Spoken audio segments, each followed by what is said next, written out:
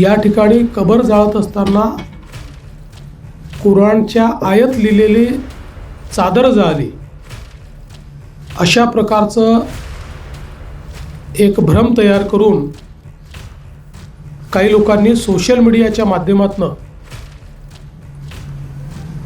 एक अपप्रचार केला आणि त्यानंतर मोठ्या प्रमाणात जमाव संध्याकाळी तयार झाला. जमावाने तोडफोड केली, दगडफेक केली, गाड्या फोडल्या, लोकांवर हल्ला केला. पोलिसांनी जवळपास 4-5 तासामध्येच या संपूर्ण दंगलीला आवर घातला. त्याकरता अश्रुधुराच्या नळकांड्या असेल किंवा त्या ठिकाणी इतर प्रकारच्या प्रतिबंधात्मक ज्या गोष्टी करण्याची आवश्यकता होती त्या सर्व गोष्टी या पोलिसांनी केल्या. या घटनेचे जेवढे CCTV फुटेजेस अवेलेबल होते किंवा खाजगी लोकांनी देखील जे काही आपल्या मोबाईलवर चित्रीकरण केलं ते चित्रीकरण असेल, काही पत्रकारांनी चित्रीकरण पोलिसांपर्यंत दिलेलं आहे.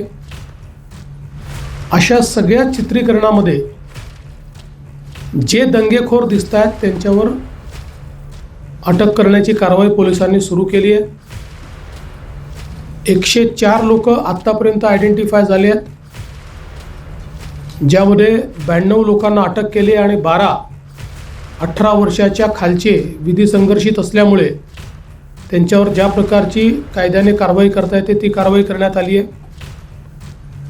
आणि अजूनही हे आयडेंटिफिकेशन चाललेलं आहे.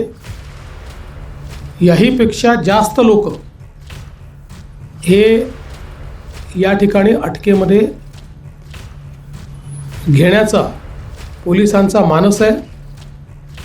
जो व्यक्ती दंगा करताना दिसतोय, दंगेखोरांना मदत करताना दिसतोय, अशा प्रत्येकावर कारवाई ही करण्याची मानसिकता या ठिकाणी पोलीसची आहे. त्या दृष्टीने पोलिसने कारवाई सुरू केलेली आहे. आणि यासोबत मोठ्या प्रमाणात सोशल मीडियाचं ट्रॅकिंग करून ज्या लोकांनी ही घटना घडावी किंवा ही घटना ॲग्रिवेट व्हावी म्हणून पोस्ट केलेल्या आहे त्या सगळ्यांना दंगेखोरांसोबतच सहआरोपी बनवलं जाणार आहे.